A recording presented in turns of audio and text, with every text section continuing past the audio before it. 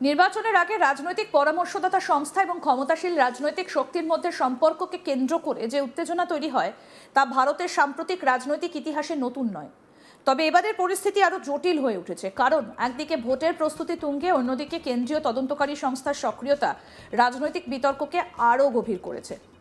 এই প্রেক্ষাপটে Indian political action committee বা আইপ্যাকের শীর্ষ নেতৃত্বের বিরুদ্ধে এনফোর্সমেন্ট ডিরেক্টরেটের পদক্ষেপ নতুন করে রাজনৈতিক তরঙ্গ তুলেছে।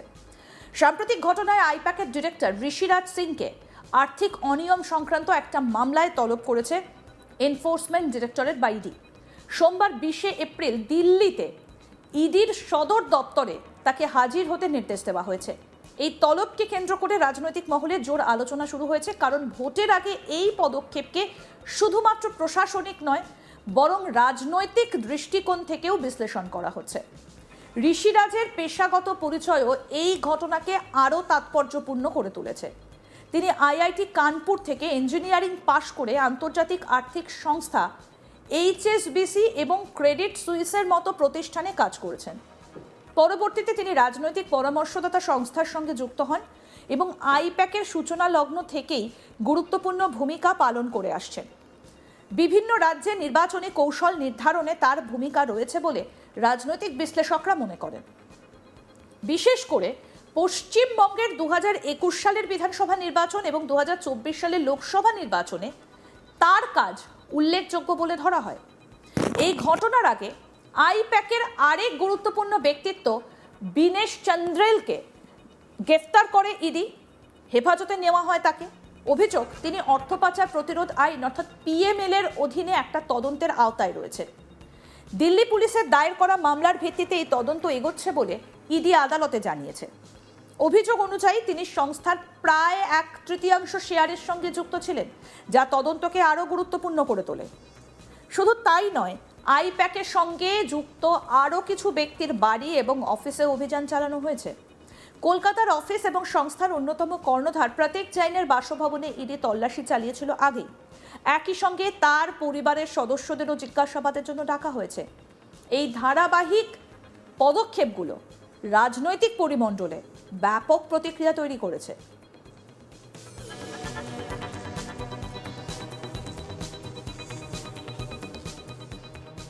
এই পুরো ঘটনার মধ্যে সবথেকে বড় প্রশ্ন উঠছে, এটা কি শুধুমাত্র আর্থিক তদন্ত, নাকি এর পেছনে রাজনৈতিক প্রেক্ষাপটও রয়েছে? ক্ষমতাসীন দল তৃণমূল কংগ্রেস এই ঘটনাকে সরাসরি রাজনৈতিক ষড়যন্ত্র হিসেবে অভিহিত করেছে। তাদের দাবি, নির্বাচনের আগে কেন্দ্রীয় সংস্থাগুলোকে ব্যবহার করে বিরোধী রাজনৈতিক কাঠামো এবং তাদের সহযোগী সংস্থাগুলোকে চাপের মধ্যে আনা হচ্ছে। তাদের মতে আইপ্যাকের মতো একটা পরামর্শদাতা সংস্থাকে লক্ষ্য করে এই ধরনের পদক্ষেপ আসলে ভোটের কৌশলগত ভারসাম্যকে প্রভাবিত করার চেষ্টা। অন্যদিকে ইডির অবস্থান হলো এটা একটা চলমান আর্থিক দুর্নীতির তদন্ত এবং এর সঙ্গে রাজনৈতিক সম্পর্ক নেই। সংস্থার দাবি, আইন অনুযায়ী যথেষ্ট প্রমাণ এবং তথ্যের ভিত্তিতেই এই তলব এবং গ্রেফতারি হয়েছে। তদন্তের স্বচ্ছতা বজায় রাখাই তাদের প্রধান উদ্দেশ্য। রাজনৈতিক বিশ্লেষকদের মতে আইপ্যাক শুধু একটা পরামর্শদাতা সংস্থা নয়, বরং আধুনিক নির্বাচনী রাজনীতিতে একটা গুরুত্বপূর্ণ কৌশলগত ভূমিকা পালনকারী প্রতিষ্ঠান। তাদের কাজের মধ্যে ডেটা বিশ্লেষণ, ভোটার আচরণ নিরীক্ষণ এবং প্রচার কৌশল নির্ধারণ অন্তর্ভুক্ত থাকে। ফলে এই ব্যবস্থাকে ঘিরে যে কোনো তদন্ত বা বিতর্ক সরাসরি রাজনৈতিক সমীকরণকে প্রভাবিত করতে পারে। এই পরিস্থিতিতে প্রশ্ন উঠছে, ভারতের নির্বাচনী রাজনীতিতে পরামর্শদাতা সংস্থার ভূমিকা কতটা স্বচ্ছ এবং নিয়ন্ত্রিত? আইপ্যাকের মতো সংস্থাগুলো যখন বিভিন্ন রাজনৈতিক দলের সঙ্গে কাজ করে, তখন তাদের আর্থিক লেনদেন, চুক্তি এবং কাজের পরিধি কতটা নিয়ন্ত্রিত হওয়া উচিত? এই বিষয়টা এখন আলোচনার কেন্দ্রবিন্দুতে। পশ্চিমবঙ্গের রাজনীতি যখন নির্বাচনের প্রাক্কালে উত্তেজনার চরমে, ঠিক সেই সময় একটা খবর হঠাৎ করেই রাজনৈতিক মহলে ঝড় তোলে। ভোট কৌশলী সংস্থা আইপ্যাক নাকি রাজ্যে তাদের সমস্ত প্রকল্প বন্ধ করে দিচ্ছে এবং আগামী 20 দিনের জন্য কলকাতা টিমের কর্মীদের ছুটিতে পাঠানো হয়েছে। এই খবর রবিবার সকালে ছড়িয়ে পড়তেই শুরু হয় জল্পনা, সন্দেহ এবং রাজনৈতিক চাপানোতর। কিন্তু খুব অল্প সময়ের মধ্যে এই দাবিকে সম্পূর্ণ ভিত্তিহীন বলে উড়িয়ে দেয় তৃণমূল কংগ্রেস। শুরু হয় পাল্টা রাজনৈতিক ব্যাখ্যার লড়াই। ঘটনার গুরুত্ব বোঝার জন্য প্রথমেই বুঝতে হবে আইপ্যাক বা ইন্ডিয়ান পলিটিক্যাল অ্যাকশন কমিটির ভূমিকা কি। গত এক দশকে ভারতের নির্বাচনী রাজনীতিতে এই ধরনের পেশাদার রাজনৈতিক পরামর্শদাতা সংস্থাগুলো অত্যন্ত গুরুত্বপূর্ণ হয়ে উঠছে। Data analytics, booth management, micro campaigning, social media কৌশল সব মিলিয়ে আধুনিক নির্বাচনের এক অবিচ্ছেদ্য অংশ হয়ে উঠেছে এই সংস্থাগুলো। পশ্চিমবঙ্গে 2021 সালের বিধানসভা নির্বাচনের সময় থেকেই আইপ্যাক তৃণমূল কংগ্রেসের সঙ্গে ঘনিষ্ঠভাবে কাজ করছে। ফলে এই সংস্থাকে ঘিরে যে কোনো খবরই রাজনৈতিকভাবে তাৎপর্যপূর্ণ হয়ে ওঠে।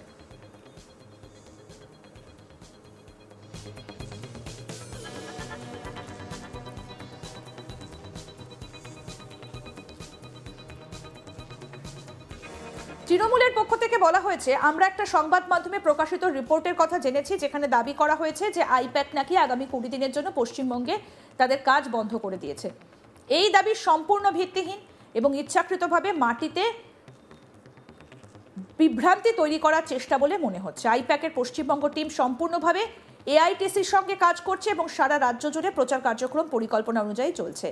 এই ধরনের প্রচার আসলে বাস্তব পরিস্থিতি থেকে দৃষ্টি ঘোরানোর চেষ্টা।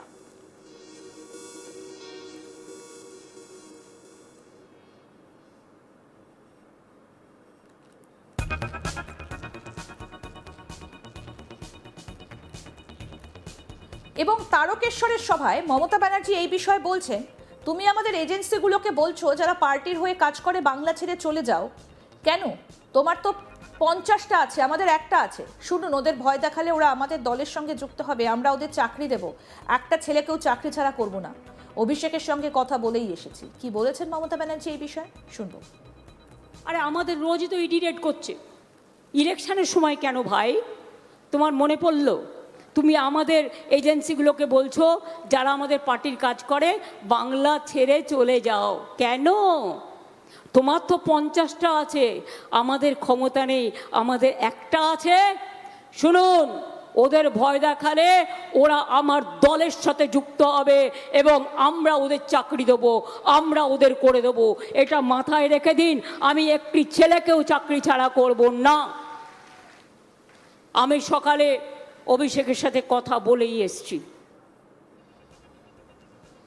আমাদের প্রতিনিধি অনির্বাণ কি প্রতিবেদন তুলে ধরেছেন, দেখবো এবার।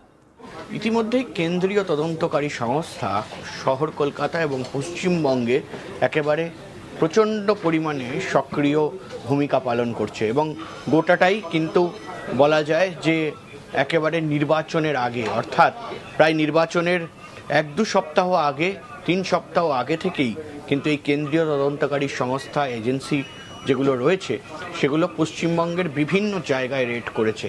এবং তার পাশাপাশি আমরা দেখেছি যে একেবারে পশ্চিমবঙ্গের সঙ্গে যুক্ত, তৃণমূল কংগ্রেসের সঙ্গে যুক্ত আইপ্যাক, যে আইপ্যাক একটি ভোট কৌশলী সংস্থা। এর আগে আমরা জানি যে দীর্ঘদিন অন্যান্য পার্টির সঙ্গে কাজ করার দরুন তার পাশাপাশি কিন্তু তৃণমূল কংগ্রেসের একেবারে সক্রিয় ভোট কৌশলী সংস্থা হিসাবে কাজ করছে আইপ্যাক। এবং সেই আইপ্যাকের যিনি একেবারে বলা যায় যে একেবারে সহ কর্ণধার, এবং তাকে কিন্তু ইতিমধ্যেই গ্রেফতার করেছে ইডি। আমরা জানি যে ভিনেশ চান্ডেল, তাকে গ্রেফতার করা হয়েছে দিল্লির থেকে। এবং তার পাশাপাশি কিন্তু আমরা এর আগেও দেখি যে বিভিন্ন জায়গায় ইডির তরফ থেকে রেড করা হয়। আমরা জানুয়ারি মাসে দেখেছিলাম যে আইপ্যাকের কলকাতার যে দফতর, সেই দফতরে যেমন রেড হয়, তার পাশাপাশি কিন্তু আমরা দেখেছি যে অন্যতম আরেকজন কর্ণধার অর্থাৎ প্রতীক জৈন, তার বাড়িতেও কিন্তু রেড করা হয়।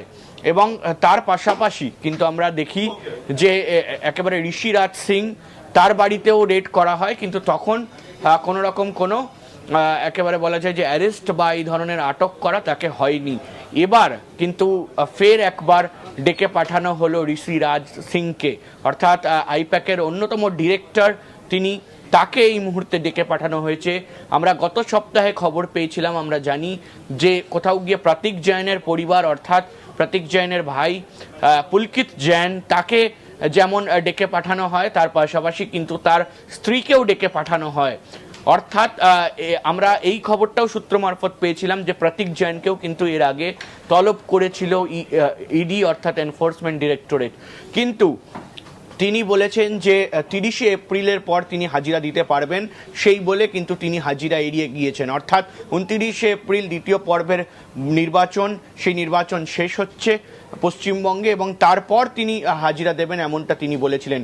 কিন্তু মূলত এই মুহূর্তে দাঁড়িয়ে যে প্রশ্ন উঠতে শুরু করেছে যে ঋষিরাজ সিং অর্থাৎ কোথাও গিয়ে কি এই ভিনেশ চান্ডেলের যে গ্রেফতারি বা তাকে যে জেরা করা, সেই জেরার পরে কি কোথাও গিয়ে কোনো রকম লিঙ্ক পাওয়া যাচ্ছে, তাই জন্যই কি এই ঋষিরাজ সিং যিনি অন্যতম ডিরেক্টর রয়েছেন আইপ্যাকের, তাকে এই মুহূর্তে ডাকা হচ্ছে এবং ডেকে ঠিক কী জিজ্ঞাসাবাদ করা হবে।